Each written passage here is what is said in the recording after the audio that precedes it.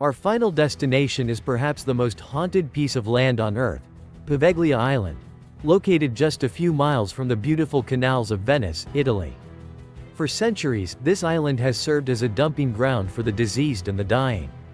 During the Black Death, the bubonic plague, ships arriving in Venice were checked for sickness. If plague was found, the people were dragged to 𝐵𝐵𝐵𝐵 and left to die. It is estimated that over 100,000 people died there. The bodies were burned in giant pyres, and the soil is said to be composed of 50% human ash. But the horror didn't end with the plague. In 1922, the island was converted into a mental asylum. The doctor running the facility was rumored to be a sadist who performed brutal lobotomies on his patients using crude drills and hammers, all without anesthesia. He eventually went mad himself, claiming he was being tormented by the ghosts of the plague victims, and threw himself from the asylum's bell tower. Today, the island is strictly abandoned. The Italian government forbids anyone from visiting. Locals refuse to take tourists there, claiming that the island is cursed and that you can still hear the screams of the tortured patients echoing across the lagoon at night. If you think the tunnels in Paris are impressive, they are nothing compared to the engineering marvel found in Turkey. In 1963, a man in the Cappadocia region was renovating his home and knocked down a wall in his basement. Behind it, he found a mysterious tunnel that led to one of the greatest archaeological discoveries of all time, the underground city of 𝐬𝐮𝐬𝐿. This wasn't just a bunker, it was a fully functioning subterranean metropolis carved 18 stories deep into the volcanic rock.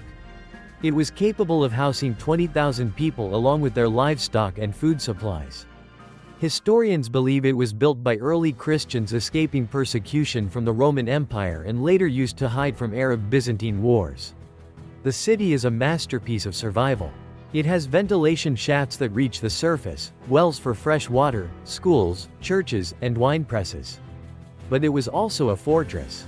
The corridors were deliberately built narrow so that enemy soldiers would have to walk single file, making them easy targets. Huge, circular stone doors, weighing half a ton, could be rolled across the entrances from the inside, making the city impenetrable. Imagine living underground for months at a time, in total darkness except for oil lamps, listening to the muffled sounds of an army marching above your head, knowing that if they found the air shafts, they could smoke you out. When you think of Paris, you probably think of the Eiffel Tower, romance, and lights. But beneath the streets of the City of Light lies an empire of the dead. The catacombs of Paris are a massive underground ossuary holding the remains of more than 6 million people. That is 3 times the population of Paris today. In the late 18th century, Paris had a major problem. Its cemeteries were overflowing. The smell of decomposing bodies was so bad that it was making people sick, and walls of cellars were collapsing from the weight of the corpses in the mass graves next door. The solution was gruesome. For decades, workers moved bones from the cemeteries into the ancient limestone quarries beneath the city. They stacked femurs and skulls in artistic patterns, creating walls of death that stretch for miles. Today, only a small section is open to the public. The entrance bears a chilling sign, Arrêtez. C'est ici l'empire de la mort, stop. This is the empire of the dead. But the real horror lies in the illegal, unmapped sections. There are over 200 miles of tunnels, and it is incredibly easy to get lost. There is famous footage of a man exploring these forbidden tunnels alone, dropping his camera, and running in panic into the darkness. He was never seen again. The catacombs remain a silent, dark city mirroring the living one above, guarding secrets that have been buried for centuries.